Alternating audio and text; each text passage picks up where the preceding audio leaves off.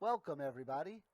It's time to start cruising into a better financial future with your host, Kim Cruz.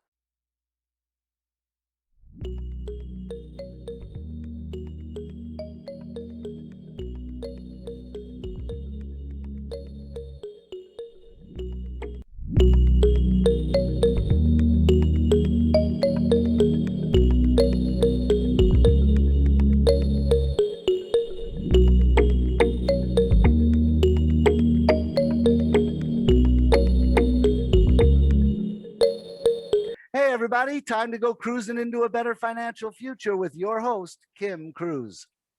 Thank you, Adam. I am Kim Cruz. I'm a wife, a mom, daughter, sister, friend, entrepreneur, and business owner of Cruz Credit Consulting, but not necessarily in that order. I have over 30 years experience in corporate America and a passion for helping people succeed in all areas of life. I'm joined by my friend Adam Strum. He's the brains behind this production. He is a former corporate executive, the owner of Financial Rescuers and co-owner of U.S. Financial Alliance, and a 20-year veteran of helping people get out of debt and improve their financial health. Together, we review our listeners' financial problems and address them with our experience, tips, tricks, and resources of network referrals to help you cruise into a better financial future. Adam. How do you do that every week? You make me Have to let- sound really busy, too. And today's guest will attest to the fact that I'm busier than I even sound. Oh, yeah. Hi, everybody. Adam Strum here, former corporate executive.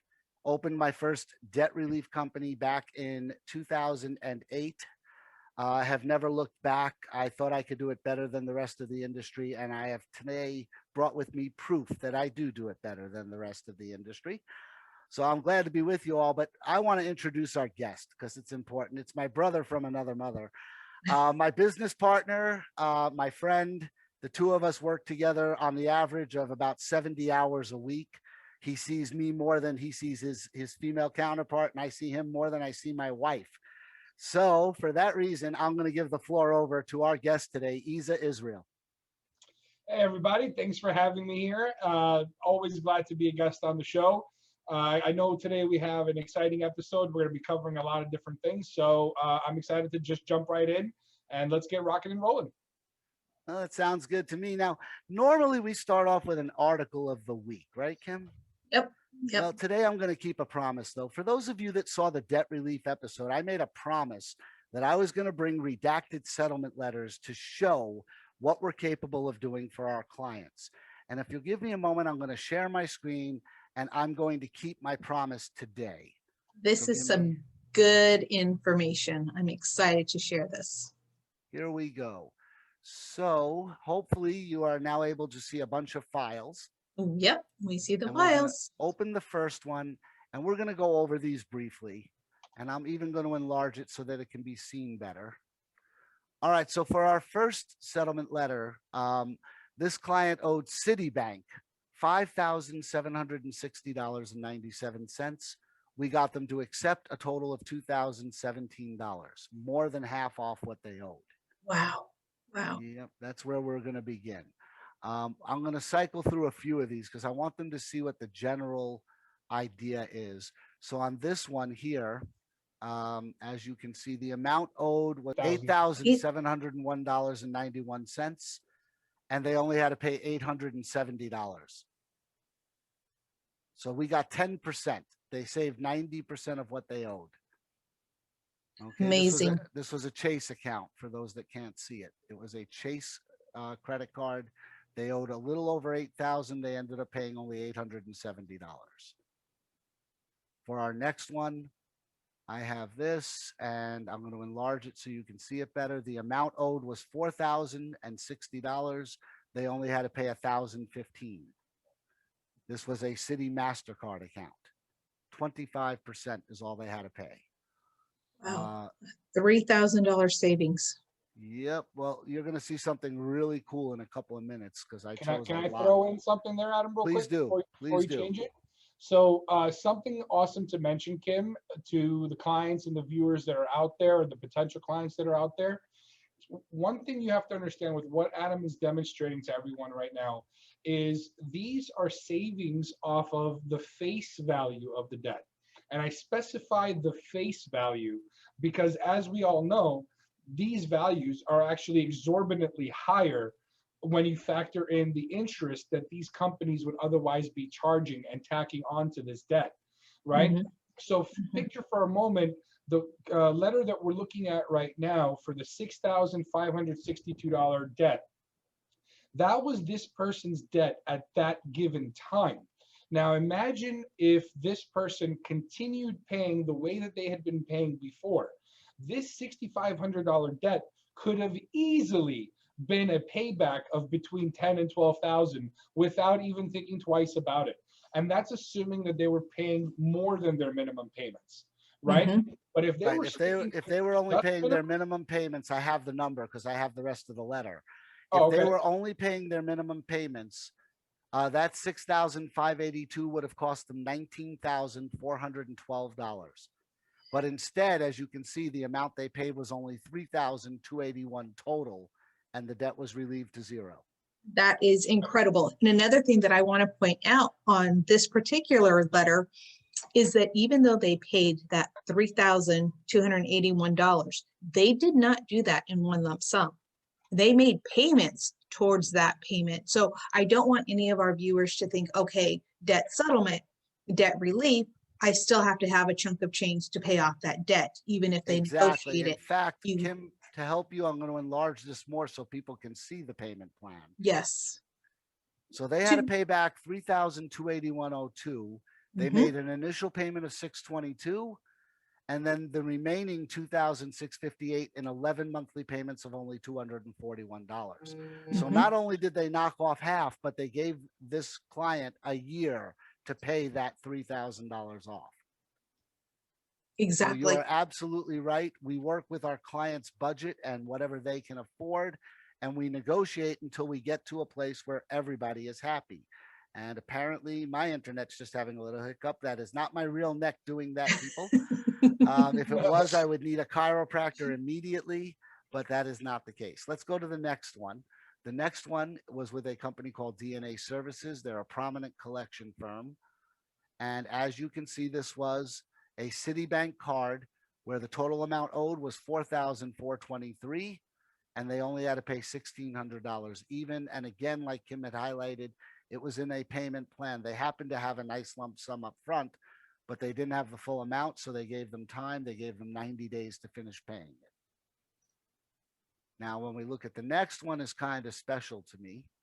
Um, this one was another Citibank card. They're very, very popular. They were in vogue for a while.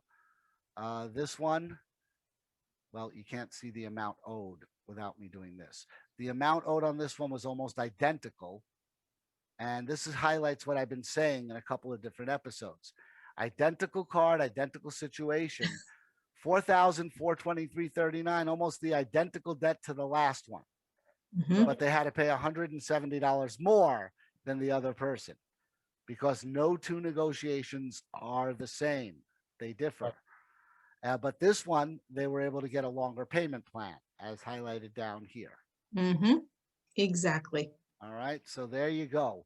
Two identical cards with the same bank and different outcomes to the settlements. The next one up would be this one here. And this was with a company called Global Resolution Solutions. I don't know who thought that up, but it kind of rolls off the tongue.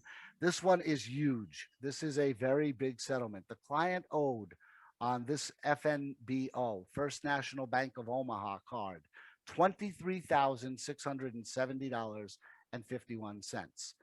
The negotiation got it down to 9,000 even. We saved them $14,000 on this account. That pretty much paid for the rest of their program, just so A- that it's understood. Absolutely. And for a consumer to have a $23,000 debt hanging over their head, That's just knowing one that they card. can't, exactly, knowing that they can't pay this, what are they going to do? Think of it this way, though. Their minimum payment on this card was nearly $400. And they would have been paying it for 11 years without going into debt relief. But instead, There are things available for you. right, they were able to pay $9,000, and if necessary, we were going to be able to get it in payments for them for a much longer time. And we did get a payment plan. Let me enlarge that again. They did not have to pay $9,000 in a lump sum. They put $3,000 down, and then they just paid $375 a month until it was paid off. Incredible. Absolutely. Moving on to the next one. And this We is have- day in and day out for us. This is every day without fail. Eza was watching me work on an American Express card right before we taped today. This one is Bank of America, and another incredible amount of savings and another great payment plan when you look at it. They owed roughly $30,000 on this card. They only had to pay back $11,800. And they got to do it with a lump sum down of money they had saved up over time, and then paying the rest of it in payments of $255 a month. Yep. Now, using Eza's logic, which is the perfect logic for this thing, just so everyone knows, $29,000, if you're just paying your minimum payment or even a little bit more, equates to roughly a $60,000 payback. So instead of paying back $60,000, they paid back $11,800. Yep. Right. Okay, moving right along. I do have to state a disclaimer. I'm required under the law that these are, now here's the fun part. I'm supposed to say these are not typical, but that's not what I'm going to say because these are typical and I have the proof. Since I have the proof, I will say these are typical, but you cannot expect identical results because no two negotiations are the same. So your results may differ a little bit, but these are typical settlements. This is a solution. This is what can happen. Yes, this is. This is another Citibank card where the amount owed was $13,723. The amount they had to pay back just $5,500. I'm going to speed through a few because I want to get to a very important one.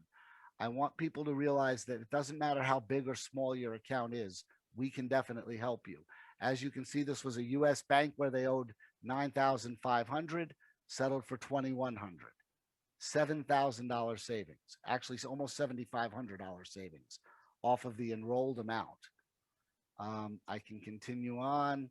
This one here is a special case.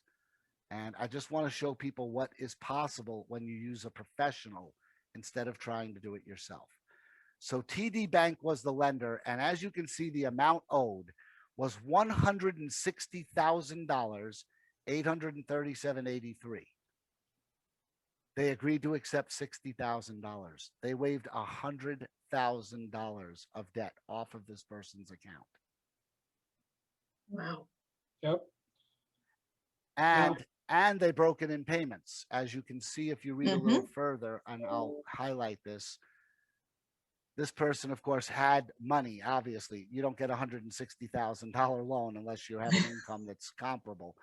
So all they had to do was pay 15 payments of $4,000 a month. They were paying more than $4,000. They were paying about double that a month just to make their minimum payments on this thing. Wow. Okay, And the so interest was accruing. every Yep. day without fail. Interest never sleeps. Yep. Yep. Okay, moving right along. For those who think you can't settle with military, we had a Navy Federal earlier. This one is USAA. $21,285, settled for $8,500. So you can settle with military accounts. It can be done. I do it all day, every day. That one's done. Let's move on to the next one. There's only a few more. All right, so here we have, let's make that big so people can see. I got to make it a little smaller. I did not highlight this one apparently, but you can see the balance due was $985. They paid $492. Now you have to realize the smaller your balance is, the less room for negotiation there is. So smaller accounts will settle a little higher because there's not a lot of room for the bank to waive the money. Next one up is with one of our favorites, Eza. We get a candy box from these guys every year. They love us. Credit Control. And Credit Control had this account, LVNV funding. And again, 967, we were able to get it down to 387. And because the client was really broke, They broke that up into 3 payments for him, Wow, $129 3 a month for times. 3 months, and they're done with this. Yep, and $1,000 of debt just disappears. It becomes a zero balance and it gets marked settled and or paid. Here we have a Capital One account that was with a law firm, JCC Christian, and it was 1,148. They took 574. Next up, there's 3 more, I believe. This one here, Northland Group was the collection agency. The original creditor was Discover. Now, people will tell you Discover is harder to settle, and I disagree. It's all a matter of your approach and speaking to the right people at Discover Card, and here is my proof, okay? 15,106.25 owed, total amount paid back 5,286, 1/3 of what they owed, 1/3. Okay, not half, not 60%, 33.33%. Moving on, we have good old United Collections Bureau, which is one of the biggest in the country. And this one was looking for it here, I don't know it off the top of my head. This was owned by Crown Asset Management, was originally a Citibank of 9,816, settled for 3,530. Again, roughly 1/3, a little bit more than 1/3 of what was owed. Payment arrangements of $400. And that is the last one.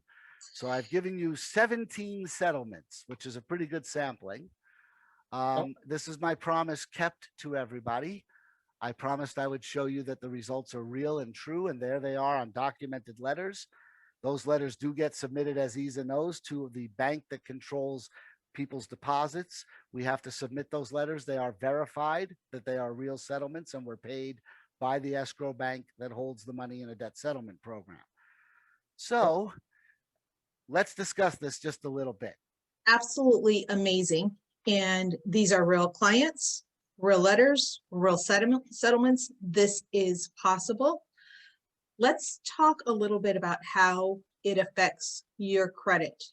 Now, if they can't make the payments, it's obviously hitting their credit as a late payment.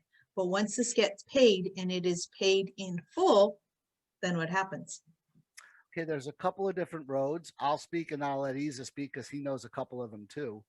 The 2 roads that I work with are getting them to market settled or paid. The history becomes less important because it's already an old account by the time it's settled. And on older accounts, history weighs very little on your score. What weighs on your score on an older account is it paid or is it at collection or a charge off or outstanding? However, through our credit repair specialists like yourself, Kim, we're able to scrub off a lot of these zero balanced cards because the creditors have absolutely no incentive to keep reporting it if they're no longer making money on the account. So it's not simple, but it's somewhat easier than other accounts to have removed from your credit once you've paid it off. And that can be part of the negotiation. It can be, it rarely is, because we usually deal with third-party collectors and they don't have the right to make that statement whether or not that, Discover or Chase or Citi or Bank of America will not report it anymore. But if we deal with the bank directly, which you saw in some of these I did, US Bank, USAA, et cetera, when you deal with the bank directly, then that's part of the negotiation is, can you please either remove this or stop reporting the negatives as the client has met the obligation of paying the settlement in full. And they agree to it most of the time. Eza, you have any more to add or? Yeah, absolutely. I thought maybe I could fill in the why behind why some of this stuff is even possible, right? And this is the ins and outs, the little bells and whistles that nobody would otherwise know about unless you yourself are in the industry, right? A lot of clients think that they are morally obligated and or contractually obligated to fulfill whatever the requirements are that the creditor or bank or lender originally got them to agree to. And the reality of it is, if you ever look at any contract from any lender, whether it's for a credit card, a loan, those contracts are really thick and they have tons and tons of fine print that nobody ever Forget actually fine reads. print, they have micro print. Right. So little things to understand what's happening in this process that allows individuals like Adam and myself to help our clients, right? So when a debt is accrued by a customer or by a client, and then they meet some sort of a financial hardship, whether it's a job loss, a divorce, a death in the family, God knows, everybody has their unique situation, right? When this occurs, these lenders want to make sure that their investment in you is covered one way or another. And they go about 5, 6 different ways of attacking a person, so to speak, to make sure that they can fulfill not just getting their money back, but also still ending up with a profit at the end of the equation. So remember how I mentioned earlier that with one of the cases that we discussed, if a client makes a debt of $10,000 with an average interest of let's say 24% a year, which is quite common on most credit cards. Okay.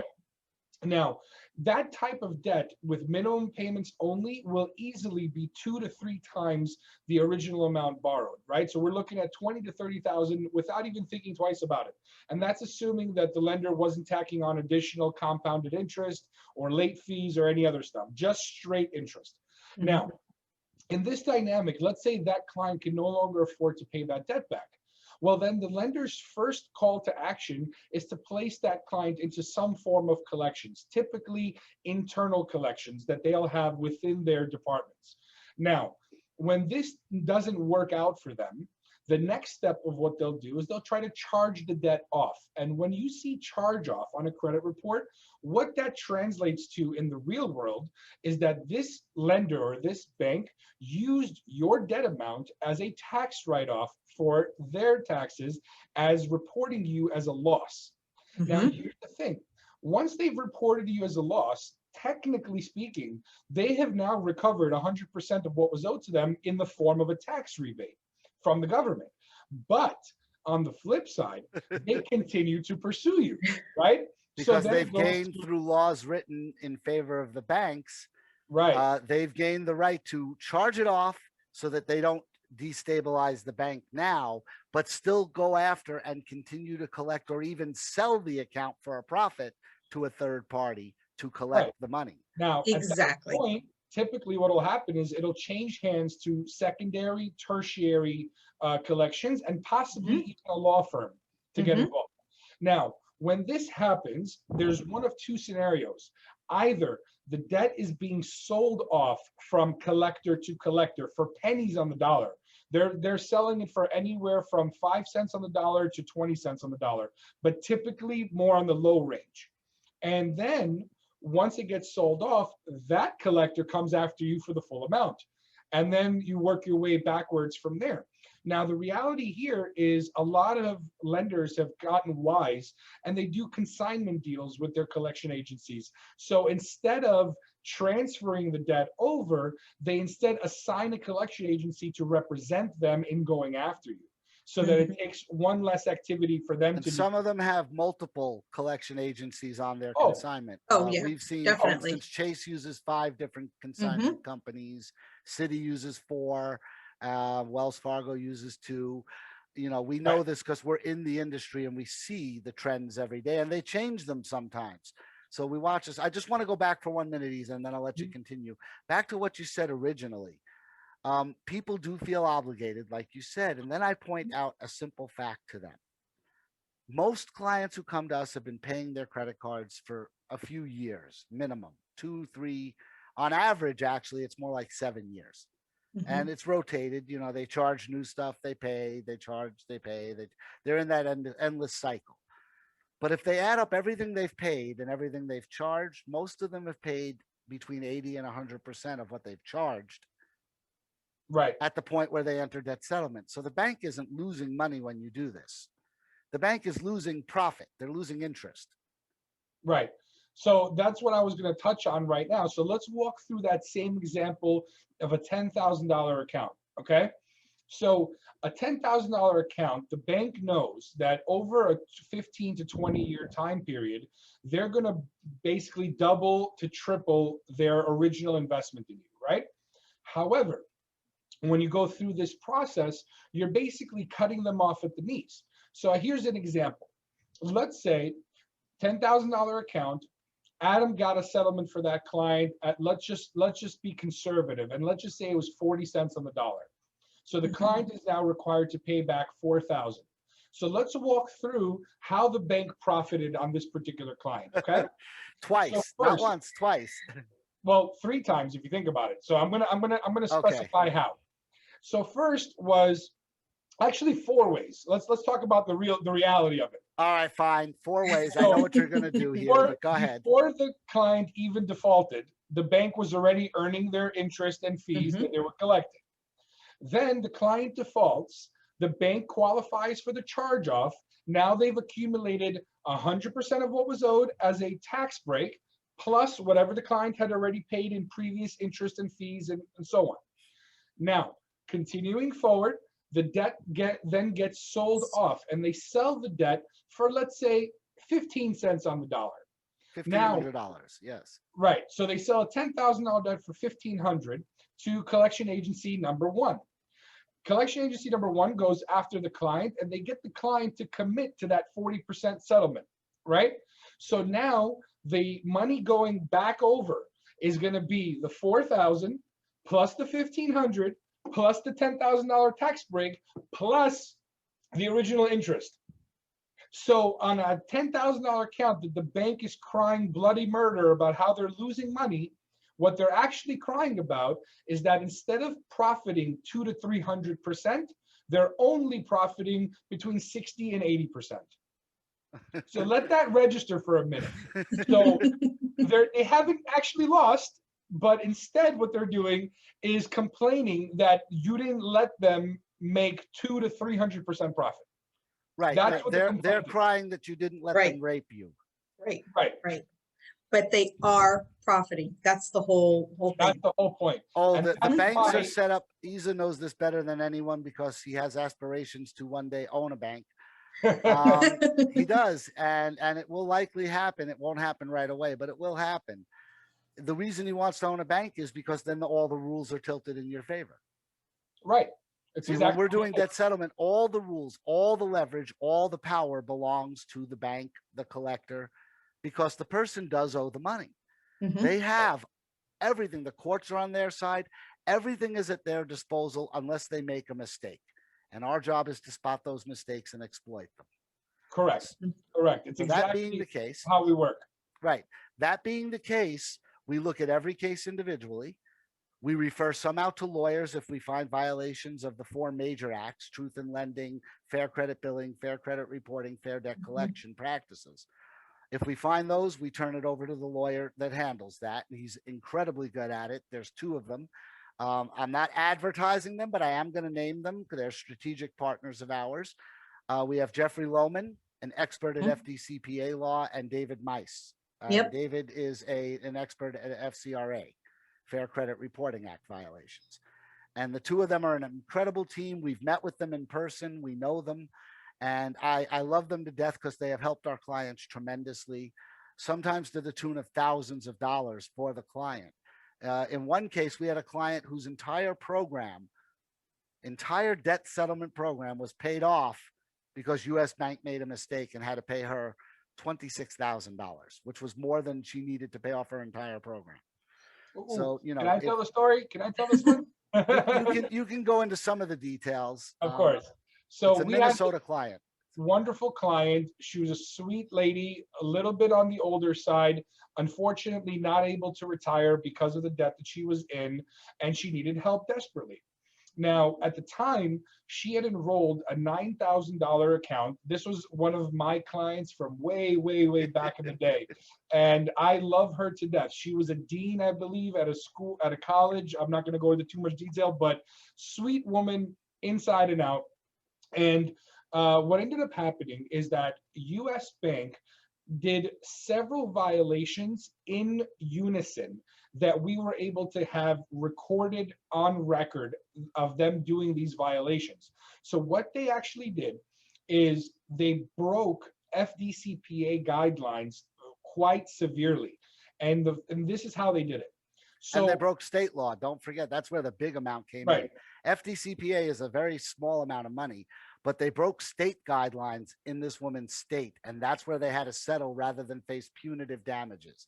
And I'll explain correct. those when Eza finishes. Sure. So what ended up happening is they did several violations back to back. So things that clients don't know, for example, is that if you owe a debt to anyone, any lending institution of any kind, that lending institution is by law required to speak to you and you only about your debt. They can't even speak to a family member about your debt. They also are not allowed to call you at work to speak about your debt. That is also a violation of clients' rights. And this is one of the key components that we try to teach all of our clients about, which is to learn and understand their rights under the 4 primary acts that we work under. Now, what occurred in this situation was that the woman was not contacted. Her son was called at his job to discuss his mother's debt. This was a triple violation, like a triple whammy all at once. And in this instance, because of these egregious violations, this was labeled as a form of harassment, which it knowingly is. Now, the thing is that had this client not known us during this period, and this happened to her, she would have been none the wiser and just gone along with it because she assumes that this is normal behavior for a lender. And the funny thing is that this type of illegal behavior happens day in and day out to literally, Adam and I can attest to the fact that it happens to 90% of clients. At some point in their let me specify, program, 90% of accounts. 90% of accounts will have accounts, right. So a imagine violation of a client might FDCPA. have, 10 accounts, 15 accounts. So 90% of the time, it's practically every client in almost every situation has some version of this in varying degrees, right? So Adam, if you can chime in now on where the state violations came in and how that played into the success that she had. Okay, so she's from the state of Minnesota, and they called her on 4 different occasions, 11 times a day. Oh my goodness. Yep. State law says they can only call her a maximum of 5 times a day and not more than once per 2 hours. Well, this started to go to court, and US Bank was willing to settle really low. They knew that they were in the wrong. We had documentation. We had the phone bill showing their calls, call after call.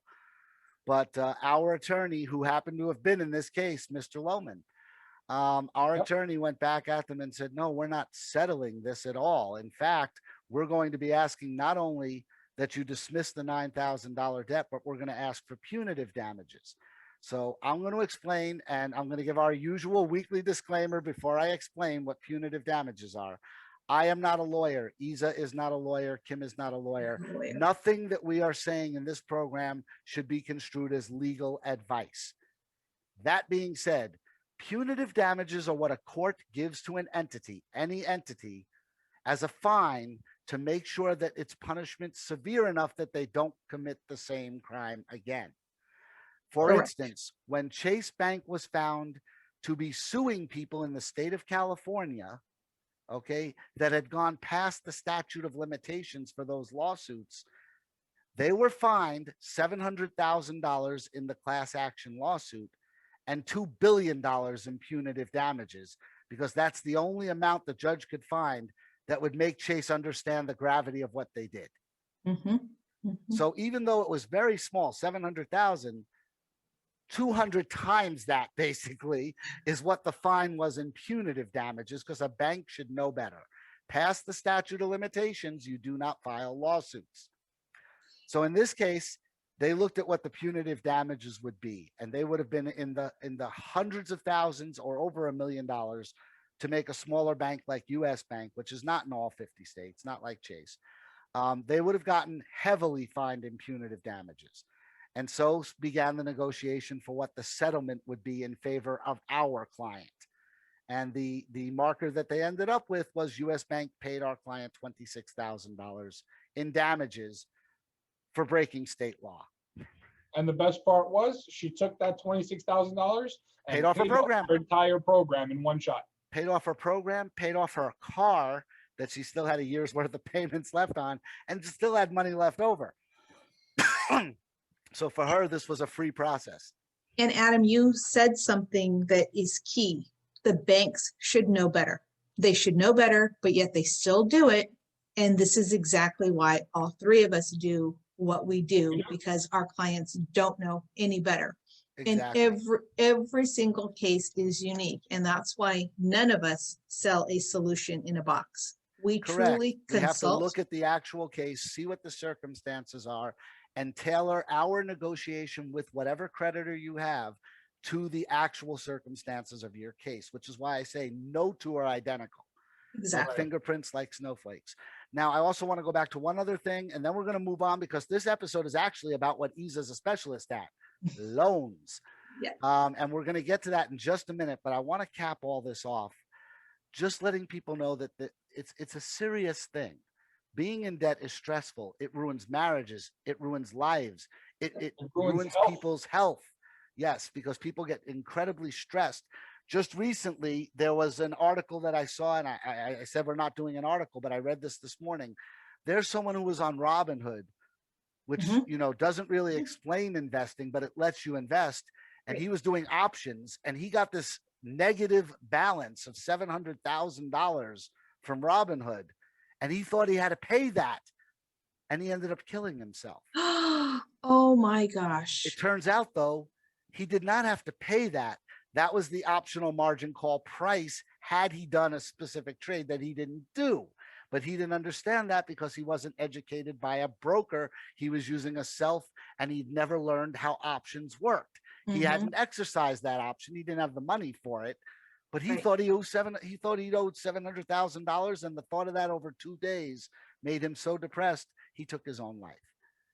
I'm not naming names, but the article is available out there. Check Yahoo News or whatever news feed you have. You'll find it, because a big lawsuit from his family is ensuing against Robinhood, the investment platform. I bet. And Robinhood is getting more popular and more popular. My 20 and 21-year-olds are playing around with Robinhood right now. So in a few weeks, we're going to have somebody who knows investing on the program. We have them already scheduled.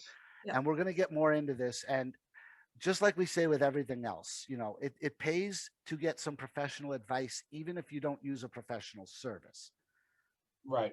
So, you may 1,000%. Right. We've all seen the comedies. Every sitcom out there has this, they find out that their sister's dating a doctor, and the first thing they do, hey, what do you think of this mole on my arm? They want the doctor's advice, but they don't want to pay for a doctor visit. But you know what? In real life, that works.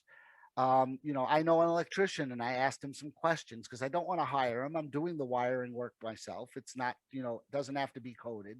It's simple wiring work, but I'm still going to ask him some questions. He's my friend and he's an expert. I'm going to go to the expert and ask some questions. I feel horrible that this young man took his life when all he would have had to do is consult with a professional. Didn't have to hire them, just consult with them. What does this mean when it says negative $703,000 on my statement? And he would have been told, oh, that's nothing. That's what you would have lost had you done the trade. Exactly. And he would have known, and the stress would have gone away. So yeah, that's, really, really rough. But now we're going to go into the fun part of our program. This is a good questions. 5 questions from viewers sent to Kim. Go ahead, shoot that email out to everybody. The email address is questions@cruisinintobetterfinancialfuture.com. That's cruising, CRUZIN, into a better financial future. So send us your questions. We'll get them answered. We've been getting a lot of them too, which is kind of cool. Yeah. So we have 5 questions, and they all pertain to something Eza knows more. Eza's forgotten more about loans than I've ever known. And I know a lot about loans, but he's worked as a mortgage broker. He's worked as a what they call a loan approver. I'm making it general language. They have a specific name for it in the industry, but the person who actually says yes or no to your loan in the back room that you never get to meet. He used to sit there and analyze these applications for who qualified and who didn't. So he knows an awful lot about lending and loans. And I've taken 5 questions that pertain to what's going on in the world today. So, Kim, if it's okay, I'm going to throw the first one out there, and we'll let Eza answer the first one directly. Okay, sounds good. So we have Ken out in New Hampshire. Beautiful state, by the way, if you ever get to visit, especially in the fall. How can I know if I will be approved for a loan before I apply? Ooh, That's a good one. Great question. That's a great question. So unfortunately, the question itself is too broad. So I'm going to add some specifics into it. Okay. How do I know if I'm going to get approved for a loan? Well, the first question you should be asking is, what type of loan am I trying to get approved for? Right? Because just like Adam was saying, how no two settlements or no two client situations are alike, no two loan situations are alike either, right? So first thing to assess, Ken, is what type of loan are you looking into? Are you looking into a personal loan, financing loan, where you're financing some sort of property, like a car loan, an RV loan, a loan for a timeshare? Is it a mortgage for a home? Now, is that mortgage going to be a home that you live in, or a rental property that you rent out? All these little facets will change the way in which you get approved for those loans. Now, the typical rule of thumb that a person should consider is, number one, you want to look at your credit score, right? Everybody puts all the emphasis and talks about the credit score to death. But the reality of it is, it's typically the first gatekeeper when it comes to getting approved for a loan for a lot of different agencies and lending institutions. Now, the reality of it is, you have credit scores broken up into tiers. Now, if you want to be safe and know that you are going to get approved for just about any loan you're going to go after, you want to be tier 1. Okay, tier 1 is going to be a 720 score or higher. Anytime you are below tier 1, there are automatically going to be red flags placed against you with various different lenders in the industry. So that's the first question you want to ask yourself. Am I a tier 1 or am I not tier 1? Now, obviously there are more tiers. There are 5 tiers in total that are considerations for credit ratings, but the most important one is reaching tier 1. Now, that's not to say that there aren't lenders that will approve tier 2 and tier 3. But if you are in tier 4 and 5, you are guaranteed that no one will touch you with a 10-foot pole. Okay. First gate is going to slam shut right there, and they're not even going to bother looking at the rest. Exactly. Doesn't matter what else you have. Radioactive as far as lenders go. Okay. Now, that said, no matter which type of loan you're trying to go after, you're trying to understand, do I fit the profile of that type of a loan candidate? So here's the best example. I think, if I remember correctly, on one of the first times you guys had me on your show, we talked about credit worthiness and having a proper credit profile, right? Mm-hmm. And this plays the biggest role that people don't think about when they go to apply for a loan. The question becomes, do I fit the profile of a candidate that can get approved for whatever it is I'm trying to achieve? So as a simple example, if you have 2 individuals, one with a very high credit score, let's say a 750 score versus a 650 score, and they both walk into the same bank trying to get a car loan, okay? Oh, now, boy. The reality of it is, one would assume that the person with the 750 score is a shoo-in. It's an automatic approval. But let me throw in some additional detail. What if that person with the 750 score only has 3 store cards or 4 store cards for a grand total credit worthiness of, let's say, $2,000? And now they're trying to get a $40,000 car from the dealership. Does a $2,000 credit worthiness correlate to a $40,000 obligation? It doesn't. They don't match. So even though the score might be very high, they'll pass the first gatekeeper, and then the second gatekeeper will deny them instantaneously, right? Now, you have the 650 score person who will have a harder time getting past the first gatekeeper, But once they reach the second gatekeeper, at that point, they're actually better off because they have a 650 score with 2 other car loan notes, their mortgage note, and then proper utilization of their credit cards, and they're managing their money correctly, right?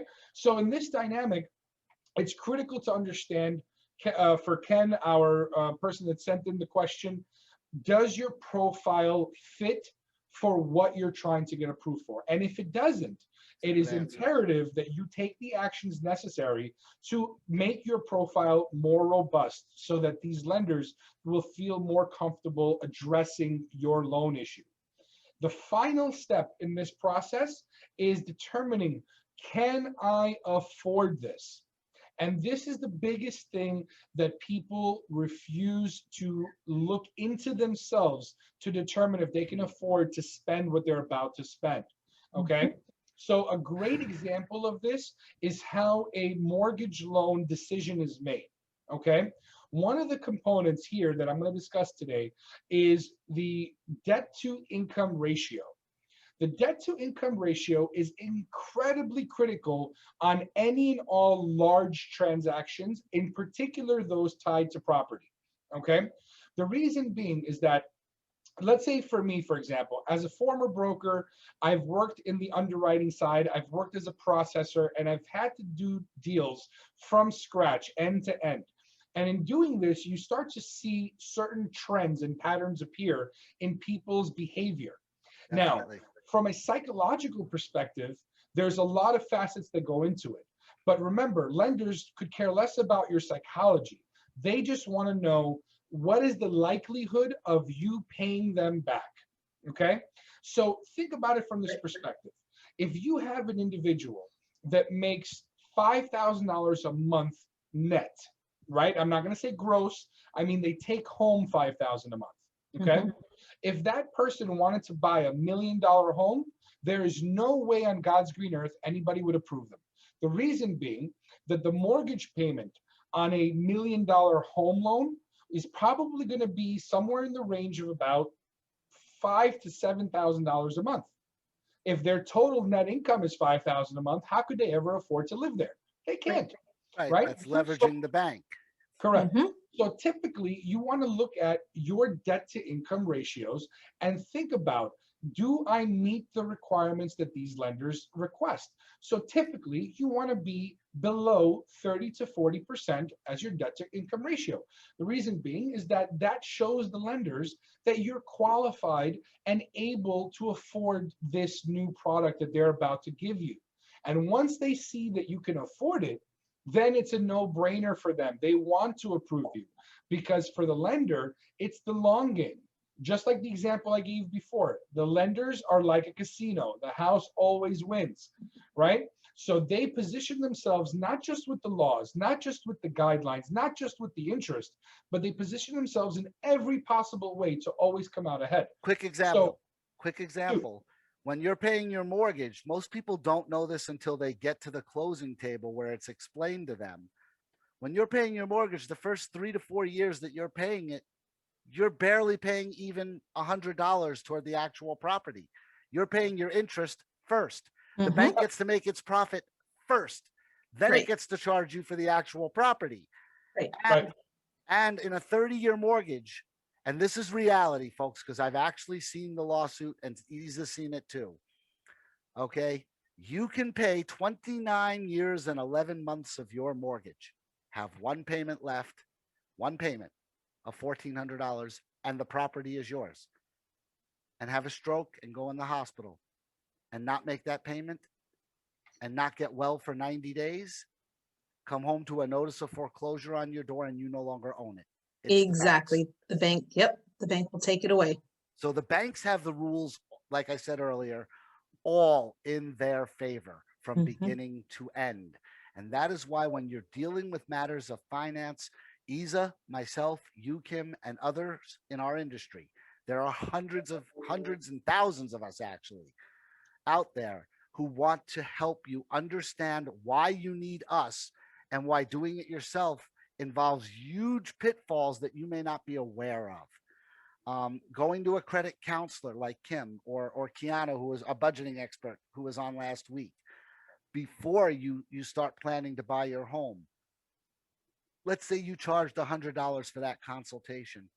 Well Mhm. worth it for the tens of thousands you might save finding out what you're qualified for, finding out what your DTI is in advance, finding out what Ken wanted to know. Are you going to qualify? Go in confident. And Eza will tell you right up front, because we're going to rush along because we have 4 more questions and about 35 minutes to go. So I'll say this one time and one time only. I won't repeat it the rest of this episode. When you're making a major purchase, get pre-qualified. Yep, Apply for the absolutely. loan before you need it. A Mhm. bank will happily pre-qualify you for X amount for a mortgage. This way you're not shopping for homes and falling in love with one that you won't get approved for. And You already know what your budget is.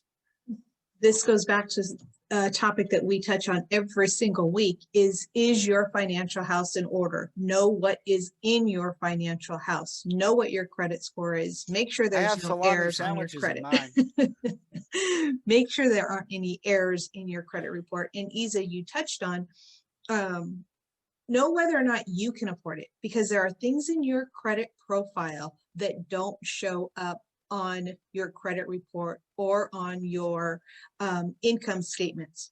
Yep. I could be making $10,000 a month. I can be bringing home $10,000 a month. But what's not on my credit report is that I'm paying out $3,000 to my son's baseball clinics or his travel ball team or whatever extracurricular activities. Yeah, on paper it looks good, but you don't know where that extra $3,000 is Right. going every month. That falls So into that incredible axiom. Just because you can doesn't mean you should. right. Right. And I'll never forget one of my girlfriends many years ago being able to qualify for a house and her telling her husband, you are going to be working overtime so that we can afford this house. Well, I don't know if that's the right way to go into buying a house, because who knows how long overtime is going to be there and available.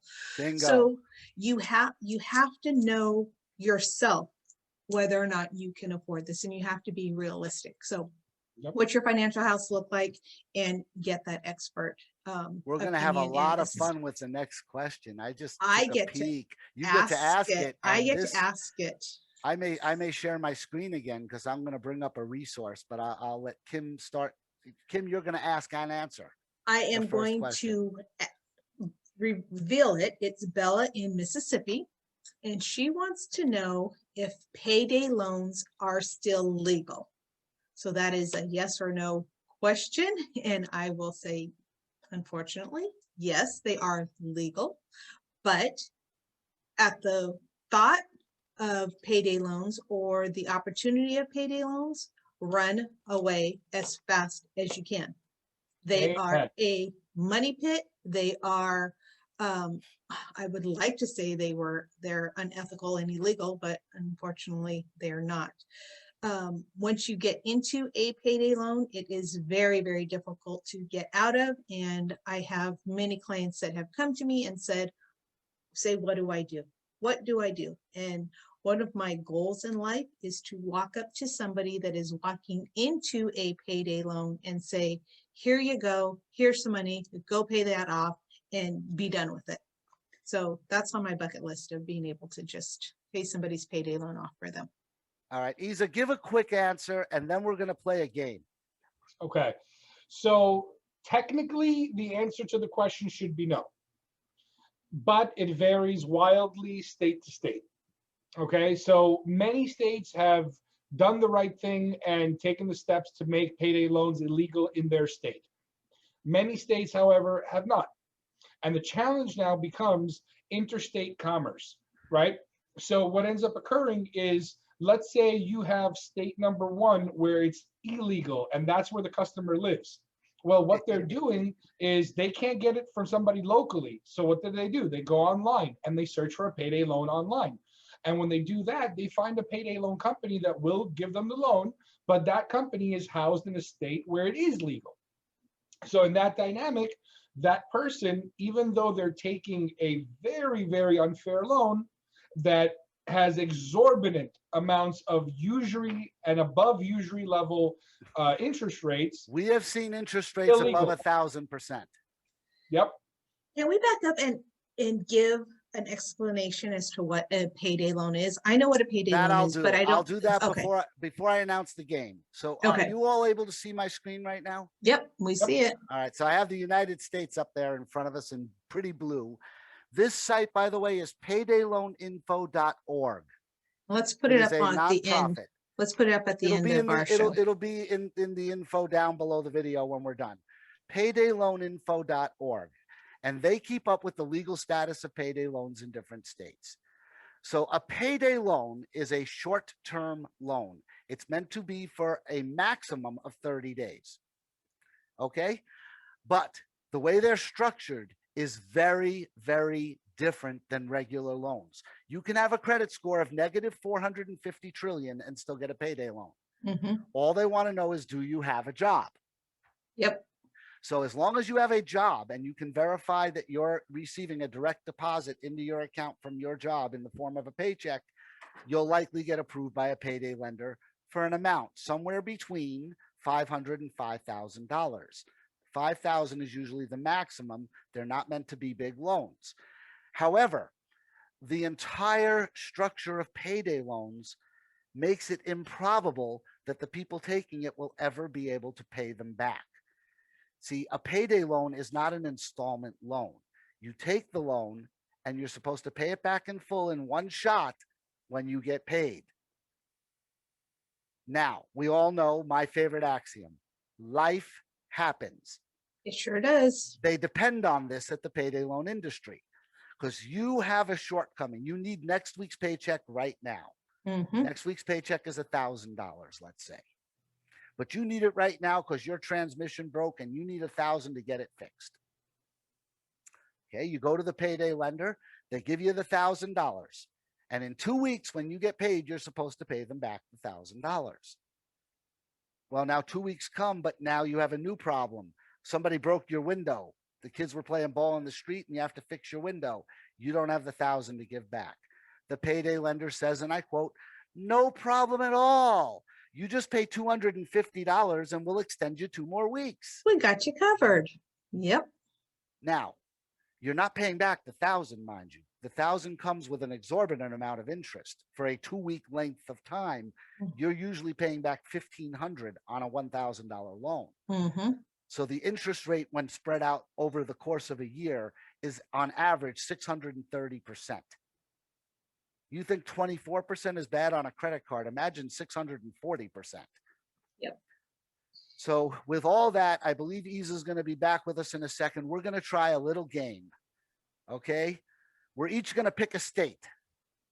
And I'm going to click and show you what laws that state has put in place to combat these loans, because these loans have buried people in debt that they cannot possibly ever climb out of because life continues to happen. And amassing the amount you borrowed to pay back in one lump sum, which is the only way they take a payment at a payday loan company, is not going to happen. And they know it's not going to happen. Well, not only that, these businesses or these locations are there because they are in business. They know what the laws are and they know how lucrative this is. Now, worst of all, I'm sorry to interrupt. What Eza said is true with the interstate, but that's not even the biggest one. And he knows what I'm talking about. 80% of payday loan companies operate from Indian reservation land. They're not even subject to the state laws of the state they're in. The thing is what people don't know, and that is they can't sue the person for that money back. Mhm. They're not able to go to the state where it's illegal and sue you for a payday loan because those payday loans are outlawed in that state. And we've gotten a lot of people in my company out of their payday loans and settled for very small amounts because they have zero options for getting their money back. They can't sue. I actually had a client. Well, what I'm getting to is that these locations are there simply to make a profit, obviously, like most businesses. But this poor woman at one time had 9 payday loans. She had literally gone into That's 9 illegal too. There's different a best locations. practices where you're never supposed to have more than 2. Because these locations did not care what she was borrowing. She had 9 at one time, and at that time, I believe they were $250 that she got back, and she had to pay $300 back. So 9 times. She was never gonna get that paid off. No. It was just a hole she was sinking in deeper and deeper and deeper. Right, they put her And on she a had to go, merry-go-round. yep, she had to go pay the $50 every 2 weeks. All right, so So time is limited. So I let's want play, to, let's play yep. pick a state. Kim, you Tell pick me. first. I'm picking California. Let's see what California The has to state of offer. California. Yep. Okay, so they are legal in the state of California. However, the maximum loan amount of a payday loan There we is go. $300. If they're Yep. loaning you more than that, it's an illegal loan. The maximum finance rate and fees is 15% of the loan. The finance charge for $14 can be $100, so they can charge you a $100 fee for processing it. And they are only allowed to extend you, if you read on, it says it right there, you can only extend your loan 1 time, not 26, 30, 40 times. Right. So you get 1 extension for that $100 fee. Those are the rules in the state of California. And it quotes what law it is. It's California Financial Code 230000 to 23106. So you can actually go into California statutes and quote the statute to the payday loan company if they're violating any of these. I'm going to go back and we're going to let Eza pick a state. I'll pick my home state, New York. New York, New York, a hell of a town. Prohibited. Payday loans are illegal in the state of New York. Whoop, whoop. Took long enough. Licensed lender law applies, but the interest rate that is agreed to by contract. So, the citation that they would receive is listed here. Small loans, which is a new category they created to take the place of payday loans, but small loans are installment loans. They're not payday loans. You don't have to pay them back in one shot in 2 weeks. Small loans are capped at an interest rate of 25% per year, not per 2-week period. Now I get to pick a state, and I'm going to go a little hog wild. When I say hog wild, I'm going to take us to New Mexico. In New Mexico, they're effectively prohibited. They don't allow short-term loans except for refund anticipation loans because that's the IRS. It's different. It's not a bank. Loan terms, even for IRS loans, maximum amount is $5,000. The loan term cannot be more than 4 months and has to be split into 4 substantially equal payments. The finance rate over an APR per year can't be more than 175%, which is incredibly high. People should not take these cash advance refunds from H&R Block and Jackson Hewitt and all the big ones. You're losing a lot of your refund and you just don't realize it when you take them. But there you go. So we looked at 3 states and got 3 completely different answers. So it really makes a difference what state you're in. I highly recommend, if you're thinking of taking a payday loan, that you go to paydayloaninfo.org first and look up what's legal and illegal in your state. And better yet, if you are thinking about a payday loan, call me, call Adam, call Eza. Let's have better discuss options. why you are looking for a payday loan, and let's discuss some better options for you. So Definitely. Now, one more thing. Where was this question from? What state? I forgot. this was from Bella in Mississippi. So we're going to let her play too because she asked the question. So let's go to Mississippi. Here we are. Legal status is it is legal. Payday loans are legal in the state of Mississippi. However, the maximum loan amount is $500. So Also- Bella, if somebody, Also, just to point out, Adam, look what it says there. Applies to check cashers only. correct, right? only check cashing institutions can give out these payday loans. Online payday loans are not legal there. Right. So Eza points out a good fact there, but all of the terms and conditions are listed here. Rollovers, you're not allowed any. They have completely stopped the whole rollover thing, which is where the profit is in a payday style loan, is in the rollovers, because they know you're never going to have the whole lump sum to pay back in one shot.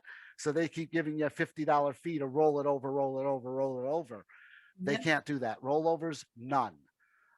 Repayment plans are voluntary, so you can settle. Basically, they're saying you have the option to settle this in a voluntary repayment plan. They're not allowed to charge you the maximum finance rate, $20 per 100 advanced, which is a 20% over just a 2-week period, 20% in 2 weeks, which means 26 times that for the APR. So for those of you that don't know, what Adam just said in layman's terms is that if you go to a payday loan person, you might as well go to your local neighborhood loan shark, because his rates are going to be lower than their rates. Definitely. So- I know a guy named Vinny in Queens can beat every payday lender out there. And Bella, please give me a call. Let's talk about why you're looking for a payday loan, because there are better options available, I right? think this means I'm up for Absolutely. question 3. Yep, let's go. The meaning of life. No, that's not it. John in Pennsylvania wants to know, what's the difference between a cash advance and a standard loan? Great question. That's a good Great one. question. Yep. So typically speaking, a cash advance is a loan that is given to a small business owner or an entrepreneur. Now, cash advances are going to literally be what they sound like. It's an advance or an injection of capital into a person's business or entity that they are assessing against some form of a collateralization. So what this typically ties to, for the simplest example I can give you guys out there, is if you are a storefront owner, you own, let's say, a local grocery store, or you own a local stationery store or supply store, something like that, Or a right? pizza place. Or Keep it pizza simple. place, or Keep any it business simple. for that We matter. love to use the pizza place in our office. So All right, so let's say a pizza place.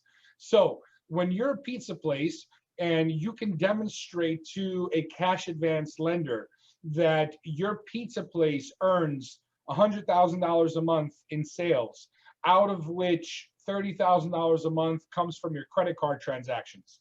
So what they will be doing is they will be looking at how much can they lend you that you can afford to pay them back with your credit card transactions. And essentially what happens in an advance loan is that, technically speaking, on paper at least, it's not considered a loan. It's considered an advance. And as such, you are agreeing to make that lender your silent partner in your business until they are paid back with whatever the terms are they had you agree to. right. And Their these contracts things are can not be- limited to the regular laws, because business laws are very different than consumer laws. Correct. Correct. So, so as such, what ends up occurring in these matters is that these lenders come in as your silent partner. They do give you the money that you need, but then they retract back money so quickly that rarely do you ever actually get to spend the money that you were given before you're already paying it back. So why is this important when a person has a business? Well, let's think about it. If I borrowed $50,000, yeah, actually, you know what? I'm going to give you a real life example. I had a client in New York that was a fishmonger. For those of you that don't know, that's in New York, we have these giant marketplaces where you can buy bulk items of fish and meat and vegetables and so on, right? So this gentleman was in one of the largest marketplaces in Brooklyn, in Red Hook, New York, and he was a fishmonger. Now, what he did is he would come to me steadily at the first of every month, take out $100,000 advance, and then by the end of the month, pay it all back with interest. Now, the reason that this worked for him in his business model is that he knew that $100,000 of fish I can sell for $200,000. My operating costs are $10,000. Then my rent is another $15,000, and then the rest is my profit. That's how he did his math, which was correct, right?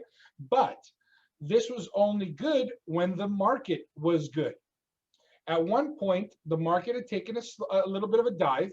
Things slowed down, And he came back to me for a loan. And I told him, this is the wrong time. You cannot get an advance right now. Please don't do this to yourself. I'll try to get you a credit line. I'll get you something else, but don't take another one of these advances. It's going to hurt you. Sure enough, didn't listen. And he went to another broker. This other broker got him an advance. He ended up falling behind. Before everything was said and done, and he came back to me for help, he got $300,000 in the hole Oh my gosh. on a $50,000 loan. Think about that. $300,000 in the hole for borrowing $50,000. And I had to desperately work my butt off to try to save his business from going under.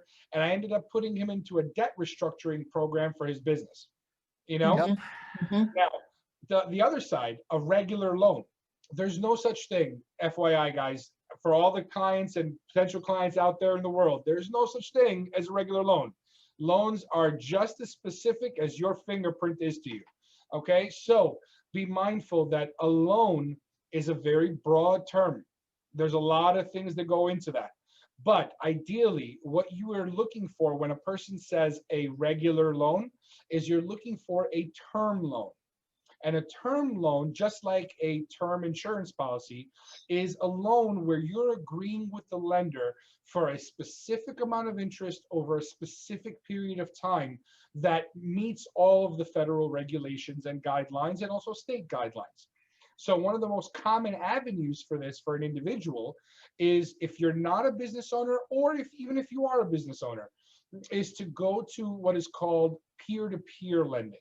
And peer-to-peer lending is where you have these large institutions that are made up of small investors and large investors that are lending their personal money out to individuals. Okay? Now, I'm not saying that they're the best, because the reality is their interest rates are comparable to those on a credit card. But when compared side by side to a cash advance and or a payday loan style loan, it is hands down, bar none, the way to go. You know, because it's a loan that a person can qualify for with reasonable qualifications, whereas a term loan from a bank for a small business, for example, much harder to qualify for, much stricter restrictions and qualification requirements. But if you qualify, which is a very small pool of people, it's literally 1 out of 10 is the going rate right now, you can get single-digit interest rates, which is, you know, unheard of in the industry, so to speak. Right. You know, so ideally, if a person has to choose between regular loan and advance, go regular loan every day. And in terms of the regular loans that are out there and available today, look at peer-to-peer lending as one of your first options. Great information, Eza, and I know that that's valuable for all of our listeners. And I know we're also on a time crunch, so I'm gonna throw out the next question, if that's okay with you, Adam? I'll Okay. answer it. Okay. We're gonna hear from Lena in Delaware, and she wants to know, do all loans affect my credit the same way? Long answer, no. Short answer. How you handle that loan? Short answer, or easy answer, as I would say. No, all loans do not affect your credit the same way. As Eza said, cash advances, which technically are a loan but not classified as one, won't even appear on your credit. Payday loans rarely appear on your credit until they're sold to a collection agency. Then they appear. Mortgages affect your credit much more than a personal loan would. Car loans affect you somewhere in between the two. So the bigger the loan, the more it will affect your credit. Personal loans tend to be 20,000 and less. Auto loans tend to be between 15 and 30,000 on average. Some are much higher, some are way much lower. Mortgages run anywhere from 80,000 to millions of dollars. So therefore, there's a huge impact on your credit based on the type of loan you take. And to find out more, you can look that up. It's online how those affect. You can call Kim. She knows exactly how those affect your credit. Eza and I do as well. Our numbers, all three of us, appear in the comments underneath this video. It'll all be there, how to contact each and every one of us. But if you want to know exactly how a loan you're thinking about taking is going to affect your credit, both positive and negative possibilities, we can definitely explain that. And I don't think any one of the three of us would charge you to explain that to you. Absolutely. Yep. Easy conversation. Yep. Let's just go to the next question because there's really nothing to add to that. Yep. Okay. This is our last question, and it is from Bradley in Montana. And he wants to know, are business loans good or bad for my business credit? You just Oh. gave a story explaining that. Yeah. So business credit is a very fickle beast, if you will. It's just as wildly varied and affected by a variety of different things as personal credit. The one key differentiator of the difference between personal credit and business credit is what social and or EIN number those credits are connected to. So very commonly for Bradley, I'm assuming Bradley is a small business owner. If he is a small business owner, there are very few small businesses that have taken the necessary measures to create true business credit. And what they'll typically have is credit with a specific vendor or specific supplier that they might work with regularly, but that doesn't mean that they actually have business credit. Typically, what happens is most small business owners in this country and even around the world will typically leverage their personal social security number, their personal assets to be put towards their business. And they take out loans with personal guarantees against themselves, even though 100% of that money is being used to operate their business. So first thing to clarify is that if you're a small business owner, you should take it upon yourself to take the steps to build actual business credit. And it's done very similarly to how a person would build personal credit, right? You take out relationships with various lenders, vendors, suppliers, and so on, and you build credit with those entities.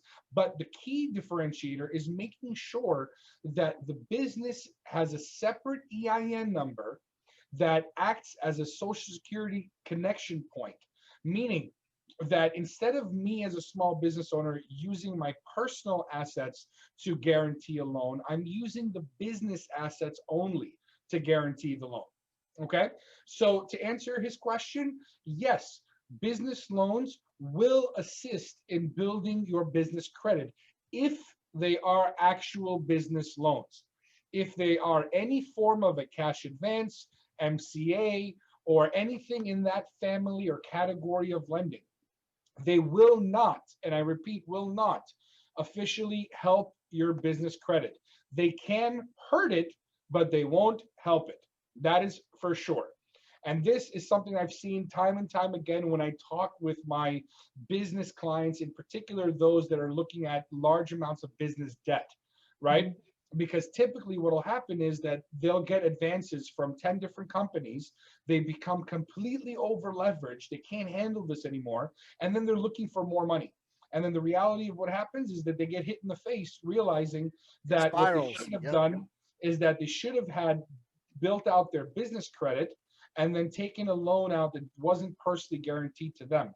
Because oftentimes, because it's such a competitive space and because it's so lucrative to the type of brokers that do those types of loans, what ends up happening is it's a very common sales pitch, and it's 1000% false and illegal. But what's very commonly said to small business owners is that, guess what, Bob? If you take my $100,000 cash advance, that'll help you qualify for $1 million term loan in the future. And that couldn't be further from the truth. The reason being is that most advanced style loans are not perfected. Perfecting a loan is when a lender registers your loan with the governing body of that state or that area that you live in. So if that loan was never perfected, there's no way for it to report to any of the business credit agencies. Okay. Now, just to throw something out here, when it comes to credit, regular individuals all know about Equifax, Experian, and TransUnion, right? Everybody talks about them. Right. What people rarely talk about is the fact that Equifax and Experian also have a business credit division, which highlights a completely separate standard and guideline for business credit reports. In addition to that, an individual would also need to take into consideration having what's called a paydex score and a registration to an entity such as Dun and Bradstreet, right? These type of entities allow a business owner to build credit surrounding the entity, the EIN of their business, rather than their personal social security number. And this, once done properly, opens up a wealth of possibilities, capital, investments, when a business owner has taken the time to actually effectively build their credit. And in many cases, it's actually easier than they think to do. All they really have to do is just set up a few accounts. So, for example, they could set up an account with Staples, with Office Max, with God knows whoever, and Uline. enough in Uline, and that type of thing is more than enough to get the ball rolling in the right direction for the expenses that the business is going to have anyway, right? And again, for our small business owners out there, this is a wonderful service that all of us offer to help establish your business credit. Not necessarily because you need a business loan right away, but it's imperative that you start building your business credit. And this is something that all three of us can help them with. So absolutely, that's amazing information. I So, agree. anything I else? apologize if I seem a teeny bit distracted. One of our favorite attorneys was texting me. I apologize, guys. And so, and in the same moment, I got a call from my appointment that I'm supposed to be on. So I told them I'll give them a call back in a few minutes once we finish. All right, well, we're about to wrap up anyway. Eza, you've given us so much information. This is valuable information. We love having you on. We're like a family here. No doubt about it. I mean, the U.S. Financial Alliance, which is a network I've explained to many people, of 14 at this point and still growing companies that work in all parts of finance. Kim is a member. Kiana, who was on our show, is a member of the U.S. Financial Alliance. They own and operate their own independent companies, but they're also part of the alliance. We as partners, Eza and I, want to grow this as much as we possibly can. We want to keep growing it. The services we offer are available on our website, which will be in the details under the video. It's www.usfinancialalliance.com. Feel free to take a look and see whether you're a business or a consumer. Our website caters to both. And so does mine. Yes, of course. All right. So with that being said, I had to say that once in this episode. I have to say that every episode. With that being said, we want to wish you all a great week, and we'll see you next week. We have a surprise guest. I'm not going to name names for next week, and you're going to enjoy it a lot. So we'll see you then. Eza, thank you very, very much for making time. We're glad you're up on your feet and healthy. We have let everybody know you were supposed to be a guest almost a month ago.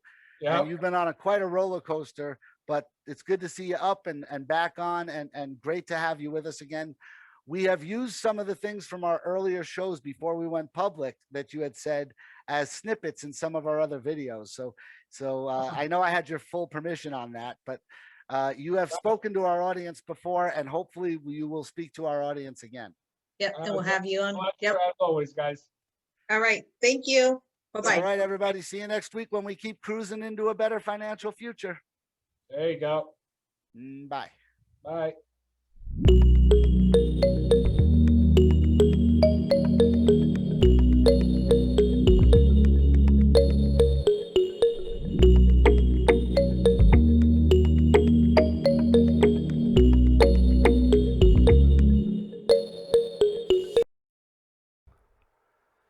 Thank you for being a part of Cruising into a Better Financial Future. Don't forget to hit subscribe so you don't miss a future episode.